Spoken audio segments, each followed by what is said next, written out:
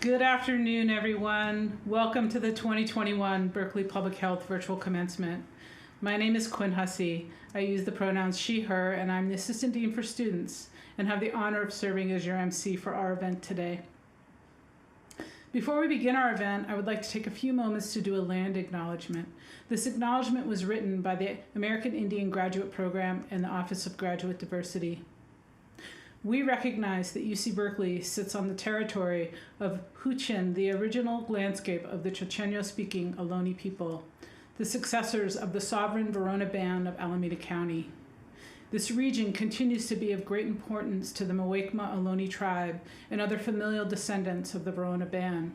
We recognize that every member of the Berkeley community has and continues to benefit from the use and occupation of this land since the institution's founding in 1868. Consistent with our values of community, inclusion, and diversity, we have a responsibility to acknowledge and make visible the university's relationship to Native peoples. As members of the Berkeley community, it is vitally important that we not only recognize the history of the land on which we stand, but also we recognize that the Muwekma Ohlone people are alive and flourishing members of the Berkeley and broader Bay Area communities today. Next, I would like to offer a minute of silence for the following: to honor all Black and brown lives that have been lost to police violence and brutality, to honor lives impacted by anti-Asian hate crimes, to honor all lives lost to COVID-19. Most of us know someone, a friend, a family member, a coworker, who lost their life to this deadly virus. We want to honor the memory of one of our undergraduate students who passed away a couple of weeks ago. Her name was Rachel Dang. She was a dear friend and colleague to many of our undergraduate public health students. Finally, each one of us has experienced loss, challenge, and pain this last year. I invite you to take a moment to honor the journey that brought you to this day.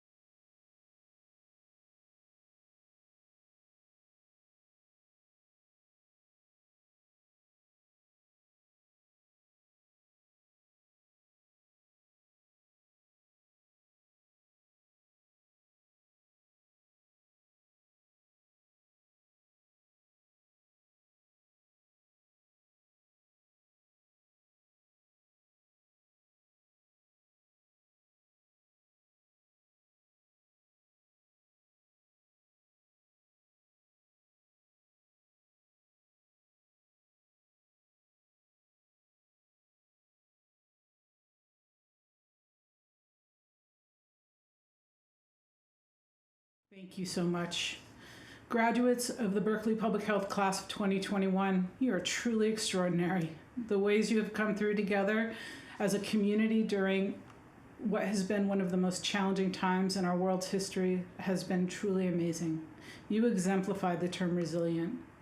On March 16th, 2020, we were all sent to our homes for what we thought would be a short-term situation. You pivoted to learning on Zoom, perfecting your sourdough recipes, and hosting Zoom happy hours and birthday parties. What we thought would be 3 weeks stretched on and on and on. And here we are today, gathering virtually to honor your incredible milestone. While we can't be with you today in the Greek Theater, surrounded by faculty, staff, your family, and friends who supported you through your journey here at Berkeley Public Health, know that we're all cheering from you from wherever we're tuning in from and are so incredibly proud of you and the accomplishment we're here to celebrate today. I hope that you will all use the chat functions on YouTube and Facebook to share your cheers and celebrations with one another today. And now I have the honor of introducing our Dean, Michael Liu, JMP Class of 92, to offer opening remarks. Michael has been our fearless leader over the past year. Michael, you've been steering our school through some really challenging storms this past year. Thank you for the leadership, grace, and care that you have shown our community this year. It is my honor to introduce the Dean of Berkeley Public Health, Dean Michael Liu. Thank you so much, Quinn, and good afternoon, everyone. And congratulations, a huge congratulations to our graduating class of 2021. And let me also take a moment to extend my congratulations to all of you out there cheering on our graduates today, as you've done every step of the way, families and friends, spouses and partners, parents and grandparents, siblings and loved ones, without whom our graduates would not be here today. Graduation is a time for gratitude. So for all the ways you've supported our graduates, emotionally and financially, for all the times you proofread, babysat, and stood by their side even when you weren't quite sure what one would do with a public health degree, and for all the encouragements you gave and all the sacrifices you made, on behalf of the graduating class of 2021, I just want to say thank you. You did good. Let me also take a moment to give thanks to our amazing faculty, who are not only some of the most brilliant public health scientists and practitioners in the world, but also some of the most dedicated teachers I've ever known. They've worked so hard over the past few years, especially the past 16 months, under extraordinary circumstances, to make sure that each and every one of our graduates are graduating with the knowledge, the tools, and the skills they need to go out and change the world. And let's not forget to thank our amazing staff, who are truly some of the most talented, the most dedicated people I've ever worked with. From student services to CPHPL, to the DREAM office, and across all divisions and programs. They too have had to deal with some of the most disruptive, the most dislocating circumstances, adapting to remote work while juggling childcare and elder care. And yet they still manage to bring their best to work every day and make sure that each and every one of our graduates have what they needed to succeed and thrive. So graduates, please join me in giving a big heartfelt thank you to all of our faculty, staff, and everyone who made it possible for you to be here today. You can show your love in the chat or just let the love emojis fly. Graduation is a time for gratitude, but it's also time for celebration. And for our graduates, you earned it. You really earned the celebration. To earn a degree from one of the best schools of public health in the world, in the midst of the greatest public health crisis of the century, is a true testament to all your hard work and perseverance, grit and resilience. There's just no way to sugarcoat this. It's been a really hard 16 months. From the global pandemic that has completely upended our lives, to the horrific murder of George Floyd a year ago that sparked a national and global reckoning on racial injustice, to the raging wildfires last fall that burnt more than 4 million acres in our state, to the nerve-wracking election in November because so much was at stake. On top of all the trials and tribulations, triumphs and tragedies in our personal and professional lives, including the loss of loved ones and our dear colleagues and friends, Professor Kirk Smith, Tae-Wei Hu, Len Dole, Carol Donofrio, David Starkweather, and our beloved undergraduate student, Rachel Dang. It's been a really heartbreaking 16 months. There would have been plenty of reasons for you to just give up, to say, this is just too much, and quit. But you didn't. Time and again, you kept going, no matter how weary you were, no matter how bleak things got. But you did more than that. You helped each other rise up. You cheered each other up with funny TikTok videos. You kept each other going with virtual bobas. And together, you answered the call to action. When COVID-19 devastated our Bay Area communities, you helped organize blood drives, food drives, PPE drives, and other relief efforts for some of the most vulnerable populations in our communities. And when the 8-minute, 46-second footage of the murdered George Floyd finally opened the eyes of the world to anti-Black racism and racial injustice that some in our community only knew too well, you didn't just sit on the sideline. you took to the streets to show solidarity. Some of you organized protests. Many of you have given countless hours to the anti-racist and racial justice action program to help our school become more anti-racist. And I have to say that in the midst of all the anti-Asian hate and violence, it was incredibly heartwarming that so many of you reach out to me and our AAPI friends and colleagues to say, I see you, I feel your pain, I stand in solidarity with you. Some of our darkest days gave rise to some of our school's finest hours. History will remember this class as the grittiest, the most resilient, and the most compassionate class to graduate from Berkeley Public Health. If I have to describe this class, 3 words come to mind. Still, we rise. To paraphrase the poet laureate Maya Angelou, just like moons and like suns, with the certainty of tides, just like hopes springing high, still we'll rise. You may shoot me with your words, you may cut me with your eyes, you may kill me with your hatefulness, but still, like air, we'll rise. Leaving behind nights of terror and fear, we rise. Into a daybreak that's wondrous clear, we rise. We rise, we rise, we rise. So take the time to celebrate. Celebrate your accomplishments, but also celebrate your resilience. And if the only advice I can give you about your journey ahead is to expect the unexpected, I know that no matter what life throws your way, no matter what dark forces knock you down, I know this class of 2021, you'll rise. Lastly, graduation is a time for gratitude and celebration, but it's also a time for a new beginning. That's why it's called Commencement. You're turning a new chapter in your life course, and your timing is impeccable. You're going into public health at a time when the world needs public health the most. Now, for those of us who have spent the last 30 years trying to explain to our parents, our friends, and the world what public health is and why public health is important, the silver lining is that we don't have to do that anymore. If there's one thing that COVID-19 has taught us, it is that the world needs public health. And if there are still some in the audience, uncles, aunts, grandparents perhaps, who are still wondering, what do you do with a public health degree? Let me just assure you that your graduate has chosen not only one of the noblest of all professions, but one of the most consequential.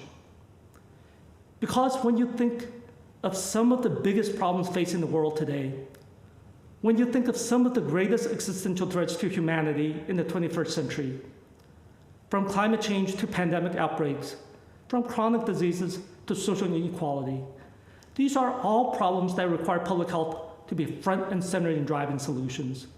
And I can think of nothing more consequential in the coming decade than what together we're going to do in public health. So graduates, let's take this moment to give thanks and to celebrate. But come tomorrow, let's roll up our sleeves and let's recommit our heart and soul and every ounce of our being to making the world a better place. And whether it's fighting climate change, which is not just an energy or environmental issue, but the greatest public health threat of our time, driving urban heat waves and wildfires, asthma and cardiovascular diseases, mass migration, and spread of infectious diseases. We're fixing our broken healthcare and public health system and fighting for health as a human right and healthcare for all.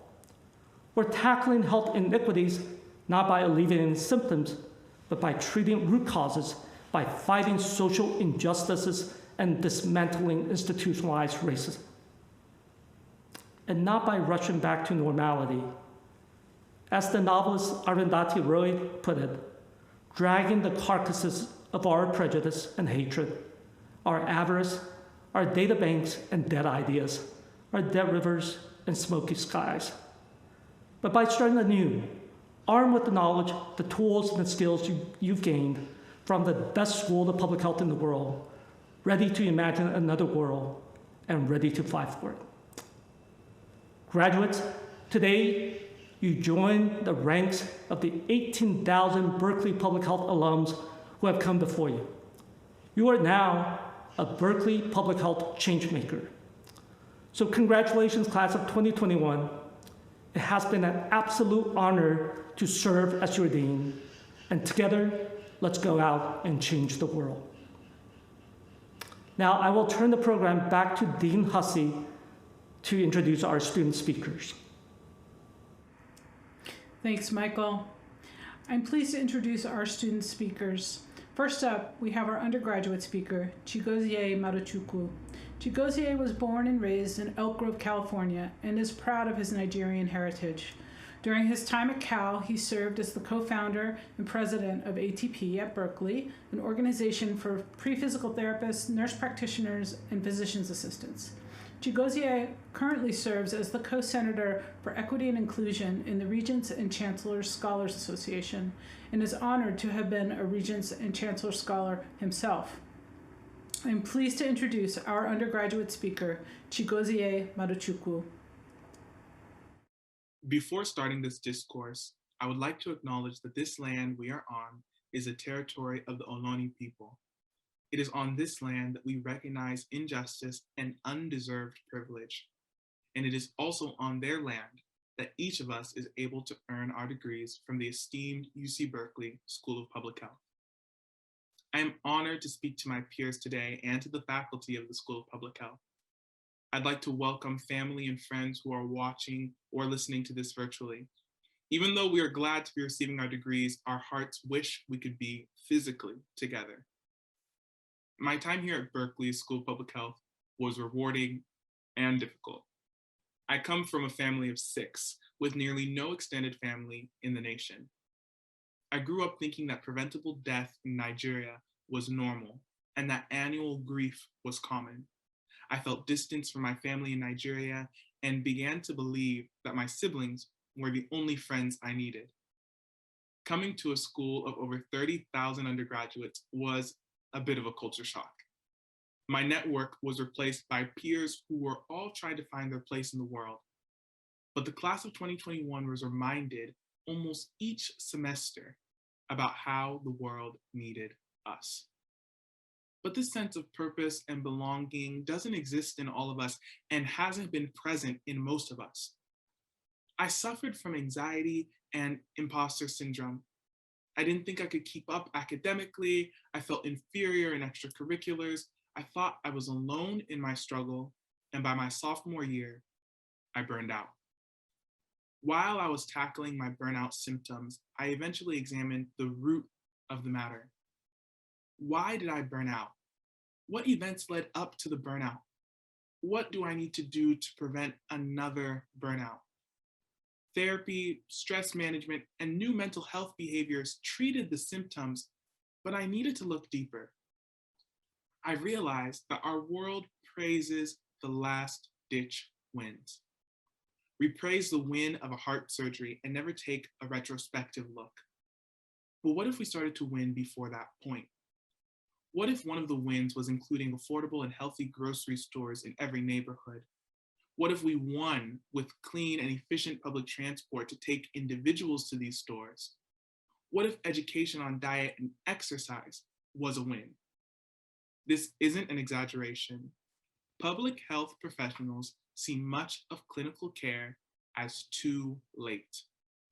There are many steps that lead to illness, and we are dedicated to seeing where we need to intervene so that we can reduce the need for hospitals at all. It's time we start looking for wins before the doctor's office. Thankfully, the class of 2021 is ready to compete. I've spoken about public health generically, but the class of 2021 has a unique experience with public health matters. We survived yearly fires, which have worsened due to the growing issue of climate change. We managed planned and unplanned blackouts, which left many unsure of how to preserve their food or maintain their medical equipment. We survived the whole of 2020 which deserves its own award, and we witnessed the world change due to COVID-19. As public health students, we had the responsibility to explain to our family and friends why vaccines are safe, what a spike protein is, and how herd immunity does not mean that everyone needs to get sick, in addition to other important topics. Those of us who took Public Health 162A and lab had to explain the vaccine and the presence of antibodies in our final. And all of us took Public Health 150A and jumped at hearing incidence, prevalence, and R naught on the news. If the world didn't know what public health meant before, it certainly does now. The School of Public Health is designed to show public health students that they belong in every field, in every nation, every single day. Low income can lead to poor education, which can lead to poor health outcomes, and then cyclical suffering. History of racist laws have threatened the health of Black lives, forcing the need to remind the world that they do matter. Trust has been fractured, and we have seen hate crimes reported like never before. Of course, the world needs more public health students. We graduated at just the right time. People are tired of being treated for their suffering. We need prevention. We need prevention. We need prevention. Alice Walker, the author of The Color Purple, has said, the most common way people give up their power is by thinking they don't have any. I am here to tell my peers that the world has problems and the world needs solutions. We need more unbiased, better analyzed data. We need advocates in medicine and government. We need community workers and leaders who are patient and passionate. We need public health at the root of every law enforcement body, every medical organization, every educational board, and every decision society makes. Class of 2021, we have such a large amount of power. Never ever believe you don't have any, and never forget that you are needed.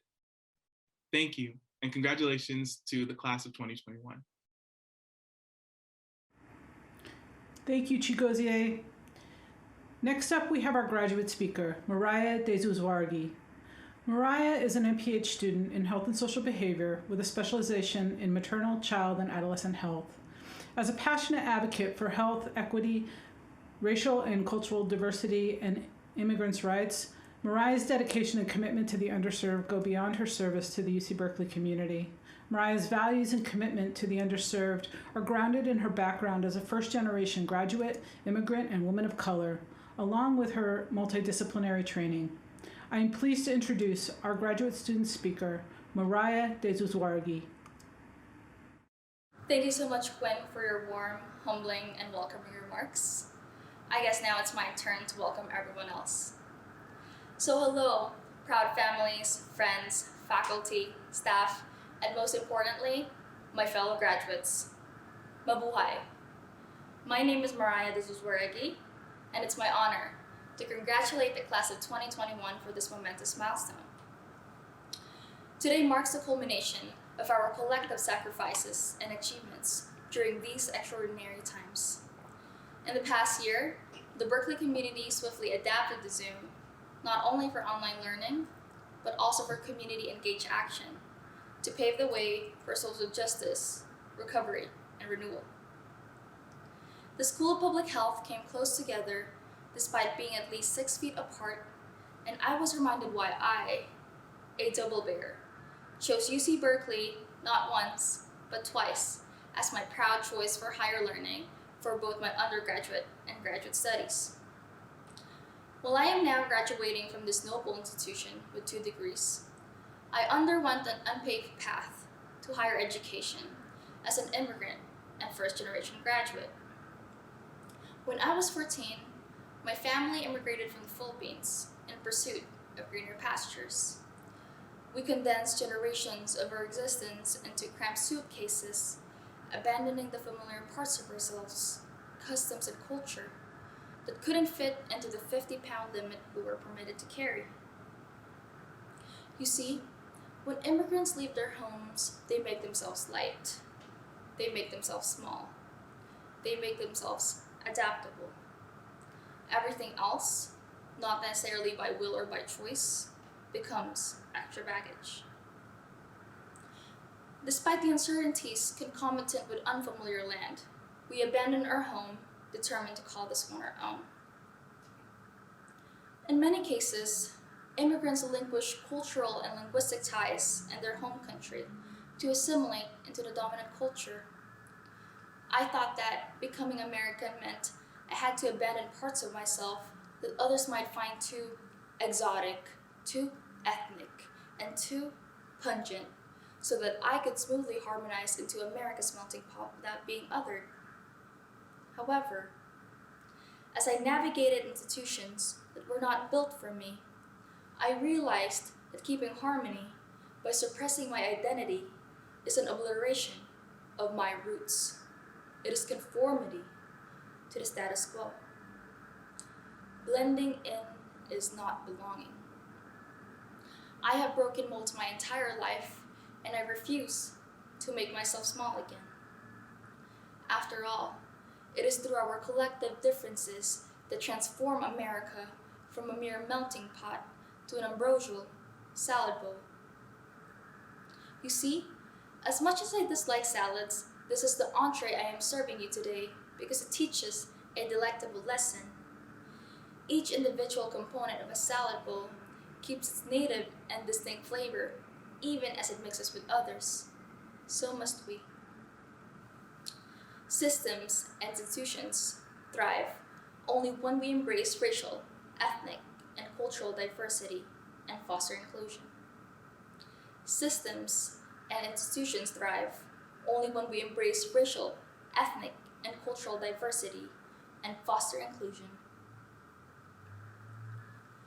In a state of global uncertainty, we could all learn from the ethos of immigrants. We have to survive and adapt to bloom in the new soil we are planted in. Growth happens in the absence of comfort. Immigrants understand that there is no going back to our previous lives, but we can create a path forward full of possibilities. Similarly, in today's age, there is no going back to normal, but we can reimagine and create a new normal driven by collaboration, equity, and justice. Fellow graduates, I urge you to center the voices of historically marginalized communities in your work. Fight for them and with them. We cannot rewrite history's injustices, but we can incorporate the narratives of the communities we work with to create a more just society for all. Looking back at when I first began my college education, I worked at Carl's Jr. to put bread and butter on the table. As I reflect on the juxtaposition of the past and present, I am astonished to realize that my then fast food uniform is now replaced by a hood and a stole. The risk of second-degree burns from the fryer is now replaced by a second degree from UC Berkeley, and my mop is now replaced by a hammer strong enough to break bamboo and glass ceilings. Graduates, I hope that you too remember where you come from because it will inform you where you are going. While today should be celebrated, there's a lot of work to be done. An education from an institution such as UC Berkeley is a privilege that comes with an asterisk. We have a responsibility. As you climb the ladder of success, I urge you to pull up others with you. We have an obligation to dignify the voices of the deliberately silenced.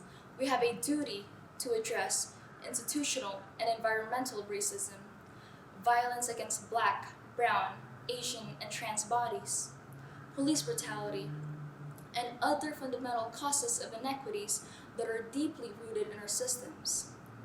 I hope that you can always look back at your time here at Cal and use the values grounded in the Berkeley community to inform your moral compass and leadership. Let the campanile be a totem that urges you to look up and stand tall for others. May it remind you that the time is now to radically change the world. remember Berkeley will always be your home. And in case you forget, don't worry. I assure you that the Cal Alumni Association will be calling you to remind you to donate. To my fellow immigrants and first-generation graduates, I am proud of you. You and your accomplishments are greater than the American dream. You are your ancestors' dream. To the undocumented community, you have been the most inspiring community I have ever had the chance to work with. I hope that you always remember that just like how today's graduation ceremony doesn't only celebrate a piece of paper, your whole being is, and always will be, more powerful than a piece of paper with a 9-digit number embedded in it. To my family, both by blood and by choice, thank you. Dad and Ate Bernadette, hindi ako makakarating dito kung hindi dahil sa inyo. Thank you to my friends, therapists, scholarship sponsors, Bob, Mary, Les, Lederer, or Berdine and Rochetko families, OGD, the Safe Campus Research Team, and lastly, my mentors, Dr. Lisa Garcia Bedoya, Denzel Street, Quin Hussey, Michael Liu, Abby Rincon, Rachel Morella Frosch, Carly Strauss, Claire Snell-Root, and countless others who advocated for me and with me and stepped in as my second parents without even knowing it. You are my personal heroes. To all my fellow graduates, you are the reason I am optimistic that there's a light at the end of the proverbial tunnel. In the last year, you embodied the university's motto, Fiat Lux, which translates to, let there be light. You are the light. Your brilliance, resilience, and commitment to transforming systems ignite hope day after day. It is an imperishable flame that reminds me that the future is not gray, it is blue and gold. Class of 2021, it is a distinguishable honor to not only graduate from one of the most esteemed universities in the world, but to also earn a public health degree in the midst of a public health crisis. Go on and change the world. As John Lewis says, get in good trouble, necessary trouble. It has been the honor of my lifetime to deliver the speech to you. Maraming salamat, thank you, and congratulations once again. Go Bears. Thank you, Mariah. It has become a tradition at our commencement ceremony to recognize several members of our community who've received significant school-wide awards. The recipients of these awards were nominated for them by alumni, students, faculty, and staff. Before I begin, I wanted to let everybody know that in your program, there's a bio for each of the award winners printed there, so please refer to that to learn a bit more about each of our award recipients. I'm pleased to present the Zach Sabry Mentorship Award.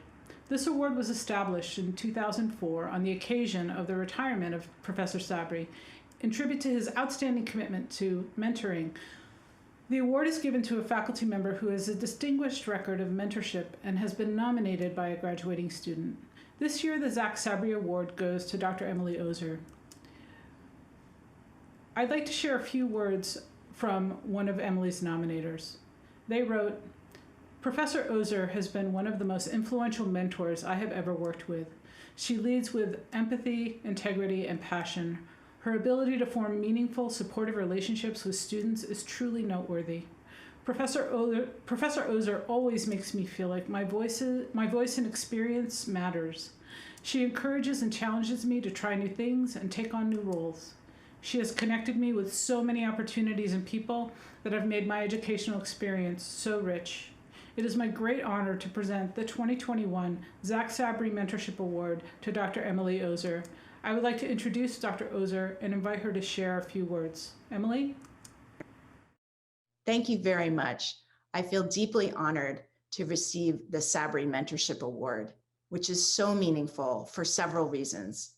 First of all, my outstanding mentees, from whom I learned so much, took time out of their incredibly busy lives to celebrate our relationship. I really appreciate that. Hopefully my mentees and my students in general feel intellectually challenged, respected, and supported in our interactions. You belong here and you bring so much.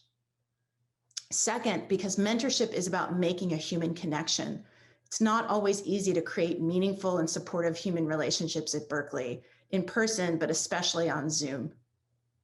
Third, because my entire career, which started at Berkeley as a grad student in psychology almost 30 years ago, has been shaped by generous and brilliant mentors from whom I still seek advice. My many mentors are very distinctive people from diverse disciplines and see the world differently. I have benefited from their diverse mentorship. To the graduates, congratulations. My advice, as you might be able to tell, is to have multiple mentors who connect with different parts of your career goals and identities. Stay connected to your peers and to your faculty. Our networks become your networks. Keep us posted on your next steps and how we can connect you with opportunities or help make sense of a challenge in the future. And lastly, the gifts of mentorship that you receive, pay them forward. Thank you very much and congratulations.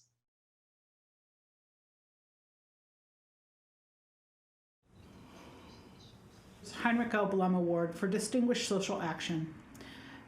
As a professor of health planning and administration, Henrik Blum was highly respected for his teaching and his innovative contributions to the curriculum, particularly in the areas of health planning and health policy. Following Dr. Blum's retirement, friends and associates decided that one fitting testimonial to his inspiring professional and personal life would be the establishment of this award, given annually to a graduating student whose public health activities symbolize the spirit of social justice and democratic action, which Dr. Blum epitomized in his own life, and which he succeeded in instilling in the minds and hearts of students, professors, staff, and alumni. The 2021 recipient of the Henrik L. Blum Award for Distinguished Social Action goes to Brian Vila. Brian's nominator shared, "In the 17 years I have been a faculty member at the Berkeley Public Health, I have not seen a student who better embodies caring, creativity, and courage than Brian Vila. Brian is courageous in raising the tough questions about power inequities and privilege in a thoughtful and empathic way that calls people in rather than calling them out. Brian brings so much to every group and space he engages with and brings out the best in all of us. I am pleased to award the 2021 Henrik L. Blum Award for Social Action to Brian Vila. I would like to introduce Brian and invite him to share a few words." Thank you so much. I am deeply honored to receive this award. Special thanks to Professor Emily Oser for nominating me and for being such an amazing mentor. I also want to appreciate my family, colleagues, mentors, and community members. I learned so much from you all. Thank you so much for your support. This award really drives me to continue to be critical about my public health praxis and reflect on how I need to show up in this work. I want to end by stating my continued commitment to centering racial justice, healing, liberation, and community in public health. Thank you so much. Thank you, Brian. Next up, we have the Sheldon Margen Award. This award is given annually to a graduating student who best exemplifies Dr. Margen's voracious curiosity and ability to draw upon the knowledge of multiple disciplines to address health problems of society's most vulnerable. Professor Margen had a passion for teaching and learning. He was a pioneer in the field of wellness, drawing from many fields, including medicine, nutrition, endocrinology, biochemistry, statistics, public health, and ethics. At Berkeley, Margen was known for his groundbreaking work in nutritional sciences and for co-founding the Wellness Letter, a health promotion and disease prevention newsletter. He was a champion of progressive causes, working tirelessly for social justice around the world. I'm pleased to introduce this year's Sheldon Margen Award recipient, Hannah Bickoff. Hannah's nominators wrote, "Hannah embodies so many of the qualities of Dr. Margen. While she's not a physician, Hannah does draw upon multiple disciplines to solve complex problems. She works to find creative solutions and constantly advocates for the most vulnerable. Hannah always seems to be thinking of creative ways to invite in additional stakeholders and rally more people around the causes she believes in. She's the first student to reach out and lend a hand to classmates in need, and the one who we all call when we need an out-of-the-box solution to a complex problem. I'm pleased to award the 2021 Sheldon Margen Award to Hannah Bickoff. I would like to introduce Hannah and invite her to share a few words. Hannah? Thank you so much to my fellow graduating classmates, my incredible professors, the UC Berkeley School of Public Health, and of course the Margen family. Receiving the Sheldon Margen Award is one of the greatest honors of my life. From what I've learned in my research, Sheldon Margen understood the concept of wellness as an entity that extended far beyond traditional medicine. He saw it in the strength of a community, the nutrients in our bodies, and the right to health. He spent his career carefully studying these facets of wellness through a variety of lenses and gently brought students, colleagues, and patients along on his journey. His work looked inward at the human body as he grappled with complex scientific questions and outward at the world, constantly asking how he could be useful to others, especially those in need. Mr. Margen is very much like the UC Berkeley graduating class of 2021, a class that faced a once-in-a-lifetime public health pandemic and said, let's get to work. He is my classmates who used their capstone project to reimagine the institution of medical school as an opportunity for future doctors to be seen, heard, and valued for their diverse racial and ethnic identities and evolve the field of healthcare as a result. He is the professor who reminded us of our role as reporters and witnesses to international health and human rights violations and challenged us to position our education and status in a way that shines light in the rooms intentionally left dark. He is the advisor that never questioned a far-reaching or unusual idea, and each of us today as we constantly consider where we can be impactful in a year that brought a devastating pandemic, a national reckoning with racism, and a series of environmental crises. Today, I want to thank Teresa Skelly, my interdisciplinary MPH cohort, Dr. Hemmerling and Dr. Socal Gutierrez, for nominating me for this award. They are a group of brilliant doctors, lawyers, and healthcare professionals who taught me the true meaning of collective caretaking, collaboration, and the possibility of creativity in a virtual classroom. I'm deeply humbled by their nomination and overwhelming acceptance of a social worker who used to doubt her value in a field like public health. Lastly, I want to thank my parents, Bonnie and Harvey Bickoff, for being everything, for being helpers and healers to those they've met throughout their journey, and for being my reliable, loving, and nurturing core. Thank you to my friends and my family. I love you all so much. And thank you again for this honor. Congratulations, class of 2021.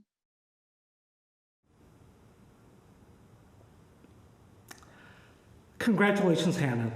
Dr. Margen was my thesis advisor 30 years ago.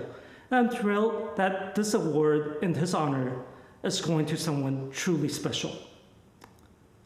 Now it is my honor to introduce our Alum of the Year. Each year since 1978, a graduate of the School of Public Health has received the Alum of the Year award. The honoree is selected based on their outstanding contribution to the field of public health and because they exemplify those inspirational achievements and qualities to which this graduating class can aspire. I received this award in 2017, which I still consider one of the greatest honors I've ever received. This year's award goes to Dr. Thomas Aragon. Dr. Aragon serves as the director of the California Department of Public Health and the State Public Health Officer. He was formerly the health officer for the city and county of San Francisco and led the county's COVID response, including joining forces with other Bay Area county health officers in issuing the first shelter-in-place order in the nation, which undoubtedly saved countless lives. Dr. Aragon graduated from UC Berkeley in molecular biology, then went to Harvard, better known as Berkeley of the East, to get his MD and PhD degrees, before he came to his senses and came back to Berkeley to get his DrPH. He completed his clinical and research training at UCSF. While protecting the health and lives of the city and county of San Francisco, and now the state of California, he continues to teach computational epidemiology as an adjunct faculty at our school, preparing the next generation of public health changemakers and demonstrating what being a changemaker is all about by the simple eloquence of his personal examples. Tomás, I cannot be more proud to honor you with the 2021 Alum of the Year Award. Tomás? Thank you, Dr. Liu. I want to express my enormous gratitude to the UC Berkeley School of Public Health community for selecting me as a 2021 Alumni of the Year. For me, this is a tremendous honor. The School of Public Health has a very special place in my heart. I graduated in 2000 with a Doctor of Public Health degree. From 2003 to 2010, at the School of Public Health, I directed a CDC Center on Public Health Emergency Preparedness. Of course, the feds cut all our funding, and in 2011, I became the health officer of San Francisco. On January 9th, 2020, the WHO announced a mysterious corona-like pneumonia in Wuhan, China. On January 21st, I activated our emergency response, and the same day, the CDC confirmed the first coronavirus case in the US. On Sunday, March 15th, I woke up not realizing that the very next day, March 16th, I, along with 6 Bay Area health officers, would be issuing the first regional stay-at-home orders in the United States. California followed on March 19th, and New York City followed on March 22nd. That decision came together with lightning speed because we had developed a relationship based on trust, respect, and universal values. Dr. Monica Sharma, former Director of Leadership Development at the United Nations, defines universal values as values that apply to every person on Earth, leaving no one behind.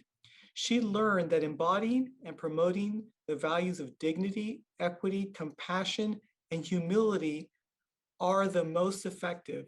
They enable people to come together, transcend differences, find common ground, and solve complex problems. In our case, could we dodge a public health catastrophe through swift public health action? Our team had embraced what Dr. Sharma calls radical transformational leadership, leading change from the universal values of dignity, equity, compassion, and humility to transform self, people, systems, and cultures towards equity, anti-racism, and sustainable results. Embodying humility opens your heart and mind to listening deeply to opposing points of view. It accelerates group learning and problem solving.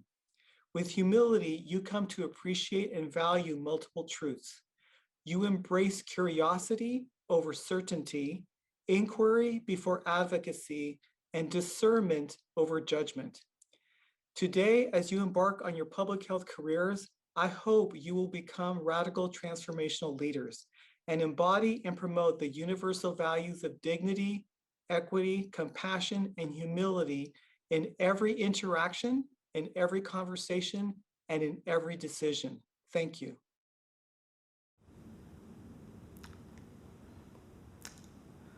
Congratulations, Dr. Aragon, and thank you so much for your courageous and humble leadership.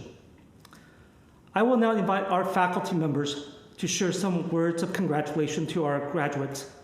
But before that, I have the honor of introducing the special guest who needs no introduction.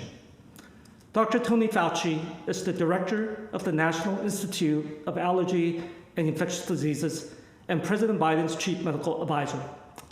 Over the past 16 months, his defense of science and evidence over politics and ideology, his ability to communicate clearly and credibly to the American public, and his courage to speak truth to power have made him the most trusted voice for public health in America. Dr. Fauci is unable to join us live today, but he has recorded a special message for our graduates. Thank you, Dr. Liu, for that kind introduction. It gives me such great pleasure to deliver congratulatory remarks to the 2021 graduating class of the University of California at Berkeley School of Public Health. This is such an extraordinary time to enter the field of public health. The challenges posed by the COVID-19 pandemic at home and abroad have brought into sharp focus the world's need for the science and art of public health professionals and the imperative of robust support of our public health enterprise. The COVID-19 pandemic has upended our entire planet, challenging past assumptions about our preparation for a global pandemic. COVID-19 has at least 4 characteristics that have allowed an historic assault on humanity. First, it is caused by a virus that, to our knowledge, never had infected people in a sustained manner. Second, the virus has extraordinary transmissibility from person to person. Third, it has a high level of morbidity and mortality, especially among seniors and those with underlying comorbidities. And fourth, like so many other diseases, such as HIV, TB, diabetes, kidney disease, and others, COVID-19 has exacted a disproportionate toll in minority communities, especially African Americans, Hispanics, and Native Americans. It indeed is the perfect storm of an emerging infectious disease, or, as I have worried about for years, my worst nightmare. And so the expertise, energy, passion, and commitment you soon will bring to the world amid COVID-19 come at a most opportune time. Rarely before has the world so badly needed the skills inherent in the many disciplines represented by this class: epidemiology, biostatistics, public policy, community health, health economics, and many others. Public health in 2021 is truly, to use the parlance of business and economics, a growth industry. Now, obviously, not every opportunity or challenge that you encounter will influence your careers and your lives or be as dramatic as a frightening infectious diseases outbreak. However, please believe me when I tell you that something akin to the unpredictable events that I have experienced in my life and in the evolution of my career are going to confront you regardless of what directions your careers and your lives take. And so, expect the unexpected and seize opportunities to make a difference when the unexpected actually arrives. The world desperately needs you. And so hearty congratulations to you all. Good luck, and God bless you. Thank you, Dr. Fauci. It gives me great pleasure to congratulate you, the 2021 Environmental Health Sciences graduating students, as well as the family and friends who have supported you during this difficult time of pandemic, racial strife, and political upheaval. I've come to greatly admire the dedication to learning and resilience that you have shown in the virtual education environment that was thrust upon you.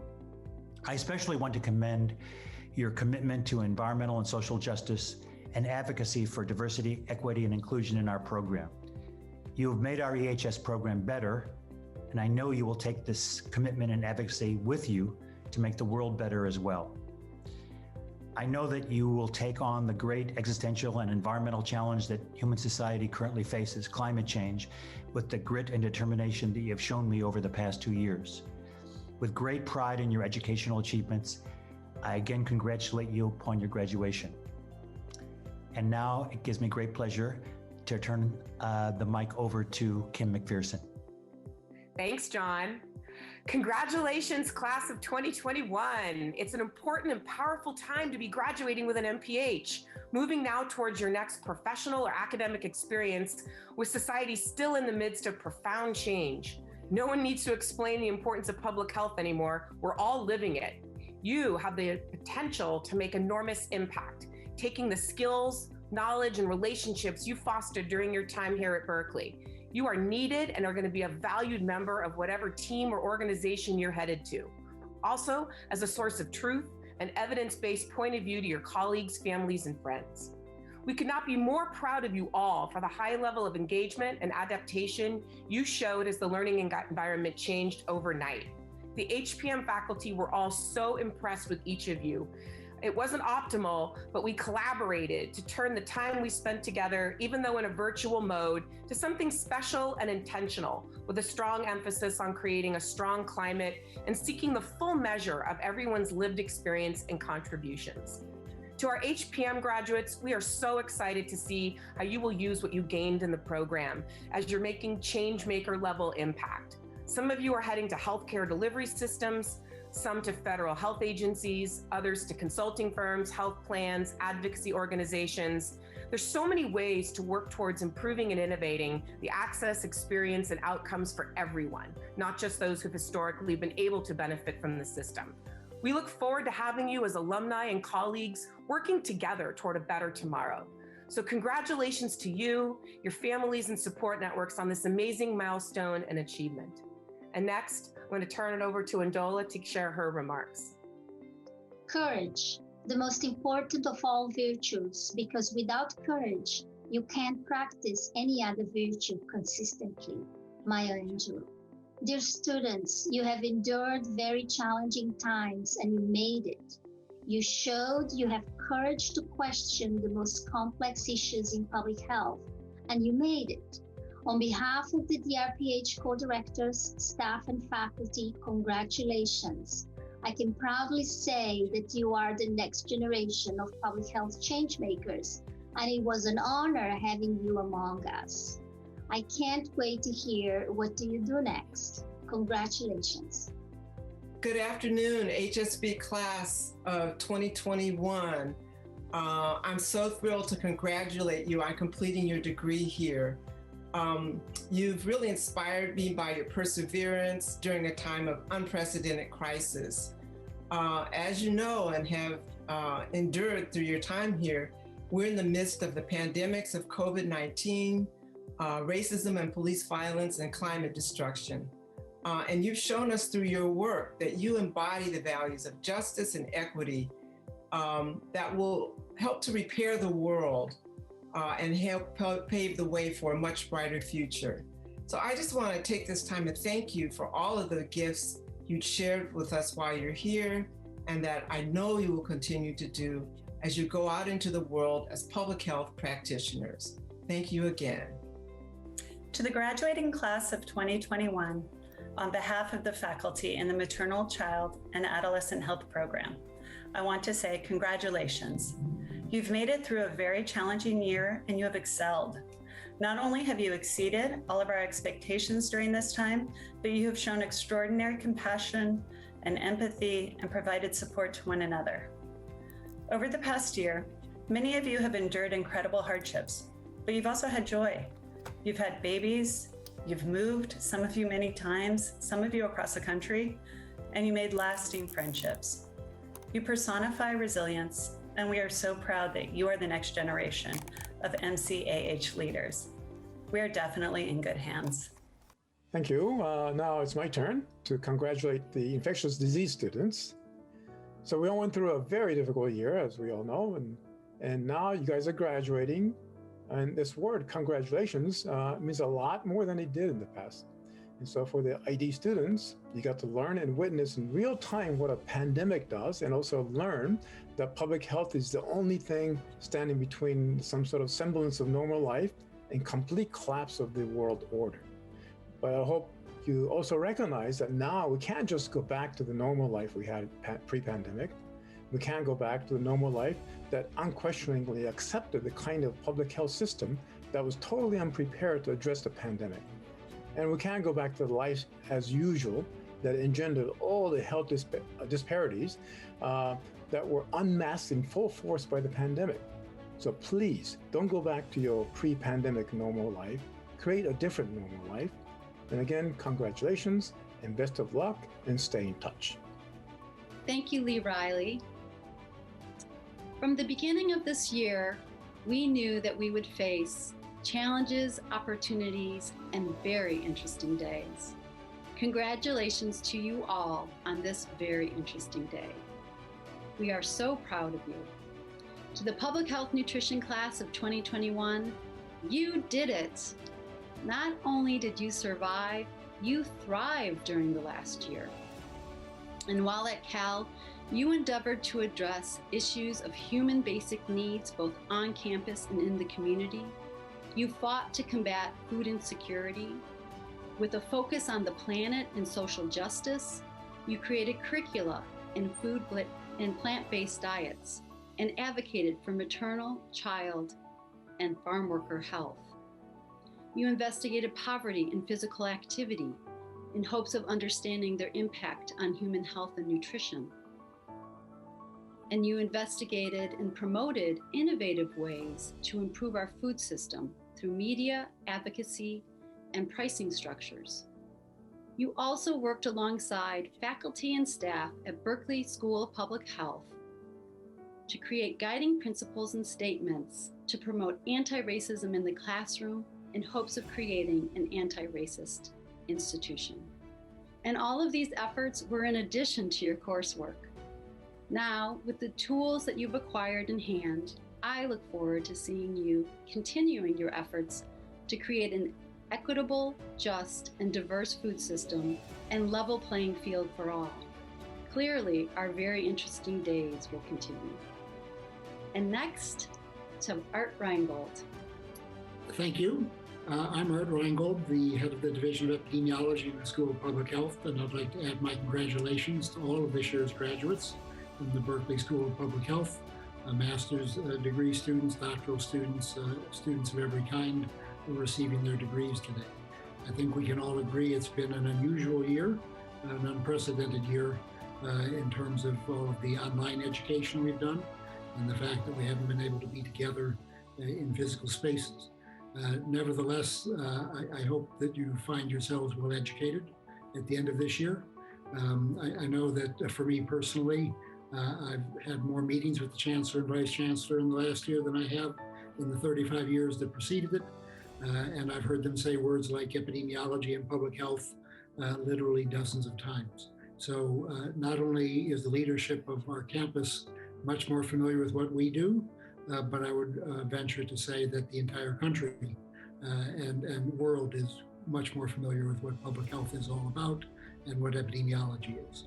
So I think the other piece of good news for you is that you'll be going off into the world, starting jobs and careers, not only with people knowing what it is you do and why it's important, but also with lots and lots of job opportunities. Because there clearly will be a substantial expansion in jobs in public health for epidemiologists and for people in other disciplinary training. So again, I want to congratulate you. I'm sure you're all very happy to be graduating and going off to do something new. And I wish you the best of luck in the future. Thanks so much for having me here. It is an honor to have this opportunity to congratulate today the class of 2021 in biostatistics. I'm so proud of each and every one of you and everything that you've accomplished during this incredible year. I know this year has brought all sorts of challenges, but it's also given you all sorts of chances to rise to the occasion, and you have each done that. We really couldn't be more proud of you, and we're so excited to see what positive impact you go out and make in the world. I think even before this year, we all knew that data science and biostatistics and public health were a chance to change the world. Well, if you ever had any doubt, this last year should have convinced you. You're all going out to the world now with all the skills you need and the training you need to be huge successes and to make the world a better place. So congratulations to the class of 2021. We can't wait to see what you all go on and do. With that, I'd be happy to pass it off to the next speaker. Thank you, Maya.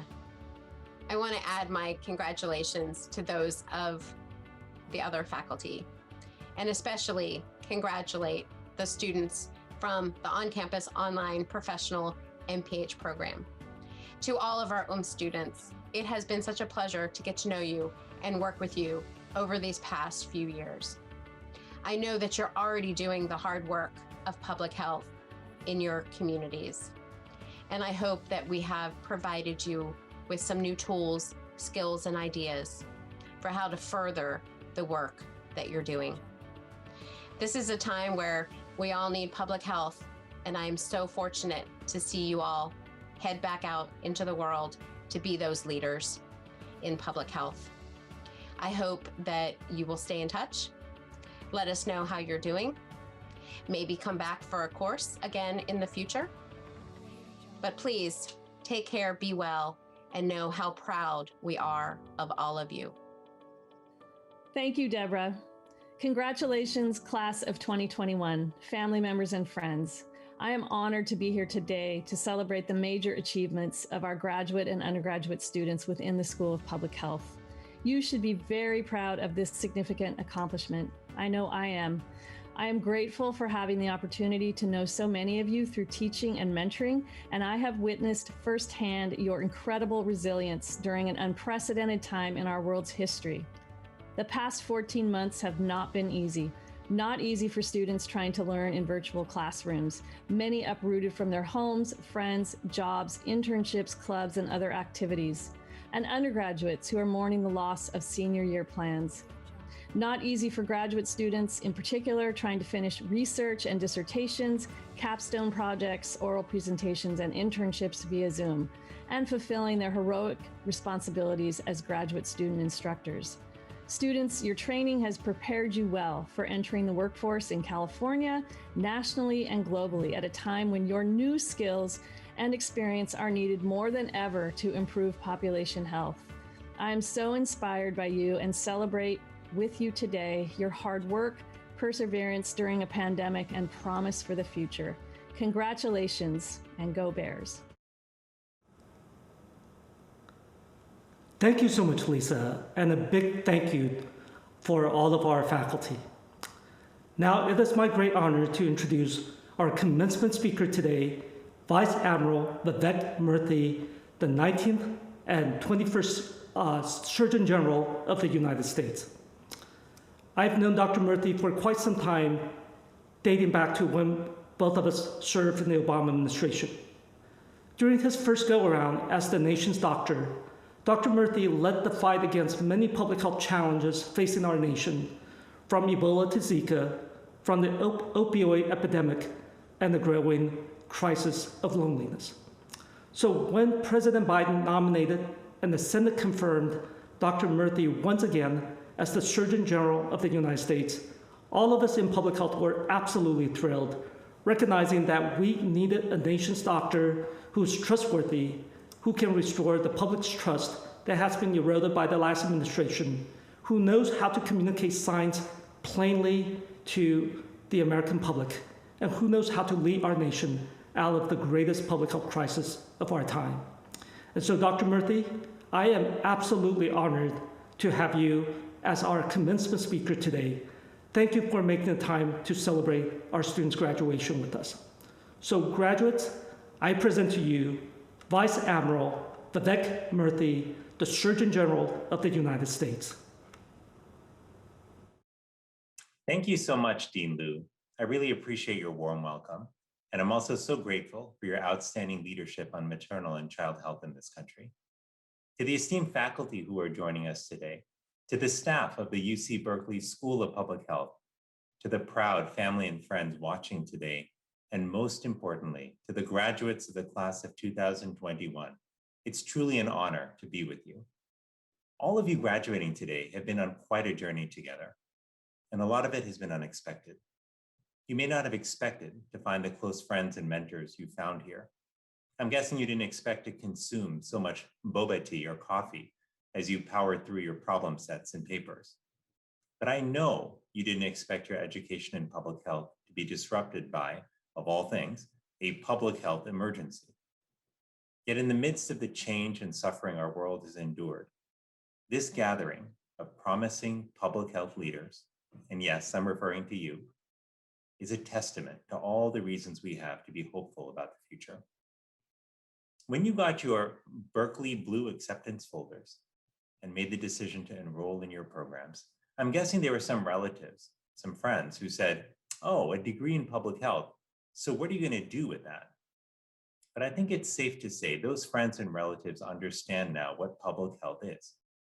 After more than a year of the COVID-19 pandemic, never have more people understood terms like herd immunity or R naught values or epidemiology. And if you happen to be on Twitter, you also know that the field has expanded dramatically with millions of armchair epidemiologists passionately debating infection curves and predicting the next wave. The truth is, you are now seen in a way that public health professionals have never been seen before. And that comes with a new level of influence and a new level of challenge. Because at the same time that more people began to see public health experts as trusted, indispensable leaders, there are others who have made our colleagues the targets of their frustration. Public health leaders have been flooded with angry calls and protests at their homes. Their offices have been tagged with graffiti and pelted with rocks. And just as the stress of being a public health official ramps up, so do the number and intensity, really, of crises we face, from COVID-19 to the opioid epidemic to our growing mental health crisis. With so many crises to manage, amid so much scrutiny and strain, navigating the world of public health can feel a bit like navigating through Dwinelle Hall. Impossible. So how do all of us stay on course? And how do we sustain ourselves in the process? Well, today, I'd like to suggest that we do it by anchoring ourselves to 3 sacred commitments. Commitments that define the highest ideals of public health. Commitments that will guide us through the challenges ahead. The first commitment is to stand up for the value of every life. Now, this may seem obvious at first, but we all know that we live in a world where countless voices tell people every day that they are not valued because of the color of their skin, or the people they love, or the God they worship, or the sound of their accent. But our responsibility as public health leaders is to affirm the value of every life, especially in the face of such inequities, to declare the dignity of Black lives, to insist that we must stop hate against Asian Americans, to look out for children who don't have food on the table or a safe way to get to school, and to do so even when it's hard, bureaucratic, or comes at a high cost. I say this knowing firsthand that speaking out can be very costly. People will accuse you of being political. When you see that the color of someone's skin is tied to a shorter life expectancy, and you say that racial injustice is a public health issue, people will say you're being political. When you see headline after headline about shootings in schools and grocery stores, and you say that gun violence is a public health issue, people will say you're being political. And when your classes are canceled because of thick smoke from wildfires, and you say climate change poses an imminent threat to our health, people will say you are being political. But I'm here to tell you that when speaking the truth is disparaged as political, it is our responsibility to speak it anyway, because that's what it takes to stand up for the value of every human life. Now, standing up for the value of every human life is not a mission that the field of public health can achieve by itself.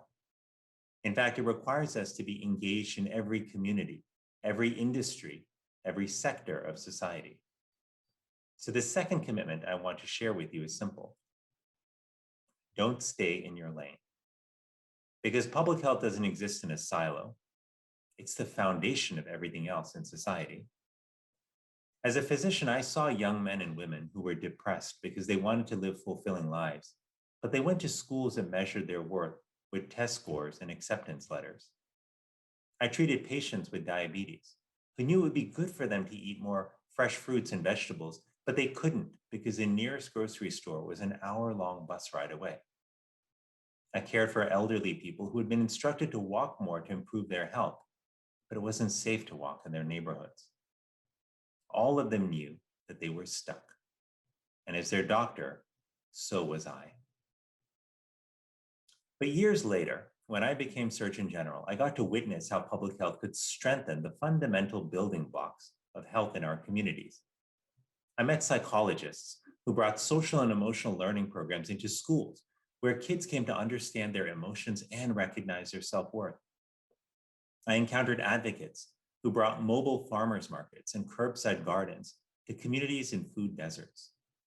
And I got to know doctors who built a movement around the country for group walks that brings neighbors together to exercise and build community.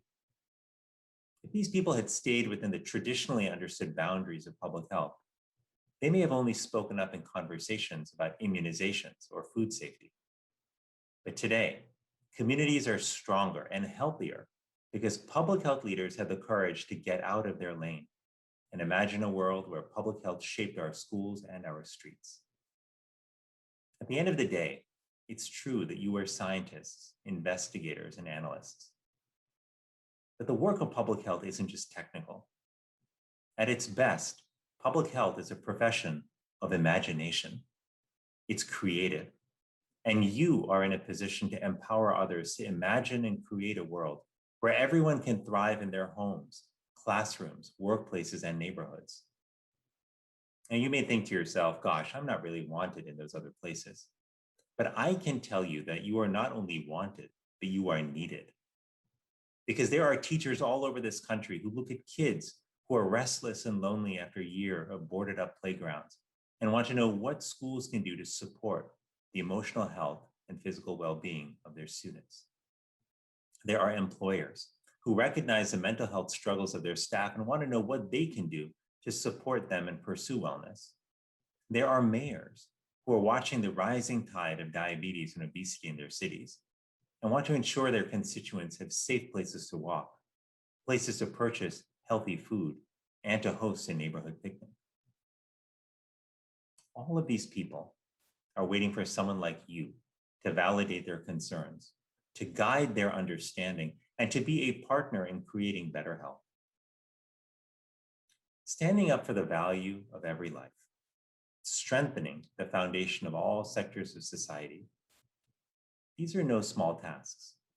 And some of you might be wondering, how am I going to sustain this work? Well, the answer is you're not, at least not alone, because none of us can do this work alone. We all need people to support us and guide us in our journeys, which is why the third commitment I'm asking you to anchor to is this: put people first, at work, at home, and in all parts of your life. I learned this lesson the hard way. In 2017, my life changed overnight when my first tenure as Surgeon General ended abruptly. I was suddenly separated from the work and colleagues I loved, and I found myself with no earthly idea of what I would do next. Now, I wish I could tell you I recuperated for a few weeks and moved on to the next phase of my life, but it wasn't that neat. Instead, I spent months struggling to find direction. In addition to losing my community at work, I had also allowed my trusted family of friends to drift apart when I was in the job. Now, it wasn't intentional, but rather the cumulative effect of many small moments of putting work ahead of the people I loved. I wanted to call them, but at this point I was ashamed to ask for support when I hadn't exactly been a supportive friend to them over the past 2.5 years. Feeling distant from the ties that had nourished me for so long led to a deep sense of loneliness, and loneliness paved the way for self-doubt and shame as I came to question my self-worth. It took me more than a year to find healing, but it ultimately came not from professional pursuits or public recognition, but from people. My wife, Alice, stuck with me through those tough times and did what best friends do, reminded me that I still had the capacity to give and receive love. My mother, father, and sister came to visit and called me every day to let me know that my worth was not based on my job title, but on merely having the title of human being. My friends Dave and Sunny formed a pact with me that we would create together a moai, an Okinawan tradition where a small group of people make an explicit commitment to look out for one another, no matter what life may bring. Though we had known each other for years, we committed to video conferencing once a month and texting each other during moments of joy or worry when we needed advice. We also committed to being real with each other, to talk about the things friends don't talk about often enough: our fears, our dreams, our health, our finances, and our failures. Over time, I slowly healed. I began to laugh more and appreciate small moments of wonder. I began dreaming once again about what the future might hold. I healed because of the people in my life. At a moment where I felt like my soul had a tear in it, they patched me up with their acts of love. That is the power of human connection. It makes us whole, focuses us on what matters, reminds us of who we are, especially when we forget.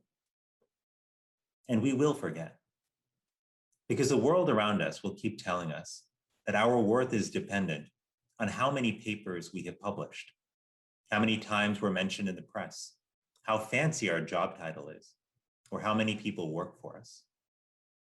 But the truth is, the world is full of people with all of these accomplishments who are profoundly unhappy.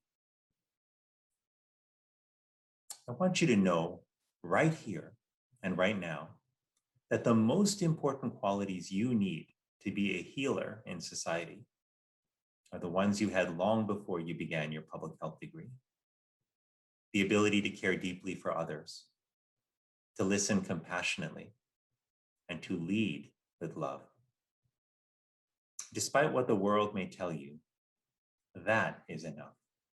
You are enough. You don't need to be someone else. It is the people we love who will bring us back to this truth. That is why we must build a life that is centered around our relationships. It's why we must always remind ourselves where our worth lies and remind others of the same. Today, all of you join a sacred lineage of healers. Healers who for generations have sought to address the public health challenges of their era, from smallpox and yellow fever to polio and now COVID-19. But as society's newest leaders, the choice of what kind of society to build, the choice of how to lead starts with you. So choose to stand up for the value of every life. Choose to get out of your lane. Choose to put people first and center your life around relationships. I leave you today with a practice you can turn to during those moments of doubt that will inevitably surface during the years ahead. Take your right hand and place it gently over your heart and close your eyes. Take a deep breath and think about the people in your life who have supported you on your journey to this moment. Everyone, from your favorite grade school teacher, to your parents and siblings, to the friend you call on your hardest days. Feel their love flowing through you, strengthening you, guiding you, and filling you with peace. And know that that love is always there for you, no matter what happens in the world, because it resides within you. Now open your eyes. What you felt was the power of love. Love is the world's oldest medicine. Your ability to give and receive love is your greatest gift and your greatest power. It is what will sustain you on every step of the journey ahead. Thank you, and congratulations to all the graduates of the class of 2021. Go Bears!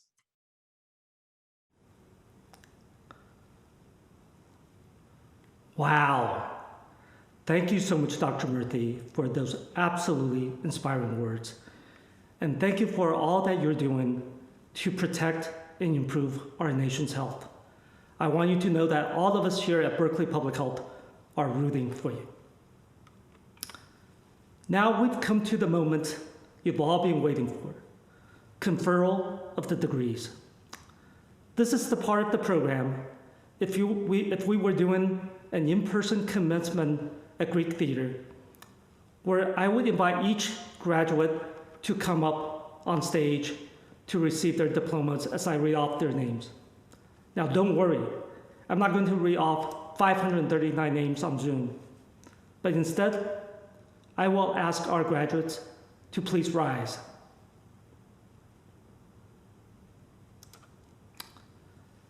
By the authority vested in me by the Regents of the University of California and the Chancellor of UC Berkeley, I hereby confer upon you the degrees of Bachelor of Science, Master of Arts, Master of Science, Master of Public Health, Doctor of Public Health, and Doctor of Philosophy. Congratulations, graduates. You may turn your tassel from right to left, and please be seated. Everyone, please join me in congratulating this incredible, brilliant, and resilient class of 2021. I will now ask our Dean of Students, Quin Hussey, to conclude the ceremony. Thanks, Michael. To our graduates, you are done. You made it. After a rest, I hope each one of you will take the skills, passion, love, rigor, vigilance, equity, and wisdom that you gained at Berkeley Public Health out into this world and help to fix it. This world desperately needs you. In Judaism, there's a concept called tikkun olam. It means repair of the world. It is the belief that while I may not be able to fix the world, nor is it my work alone to do, it is also not mine to shy away from. So I invite each of you to re-emerge from this surreal 16 months that we have traveled together and step forward into the next part of your journey. I hope that each one of you will remember Dr. Murthy's advice to stand up for every life, step out of your lane, and always, always, always remember to put people first. As you leave Berkeley Public Health with the aim to help heal this world, I hope that you will always remember that you have a community here at Berkeley. Please stay in touch with us. Let us know how we can support you, and come back and mentor and support the next generation of public health changemakers. On behalf of the faculty, staff, and administration of Berkeley Public Health, we congratulate you on your incredible achievement. We're so proud of your accomplishment and can't wait to see where each of you goes next. Thank you all for joining us today. This concludes this part of our commencement ceremony. Please join us at 3 p.m. for a calling of the graduates' names. You can find the link for that part of the program in the chat, and there will be a slide on the screen with the information at the close of this event. Thank you again for joining us today. Congratulations, class of 2021, and go Bears.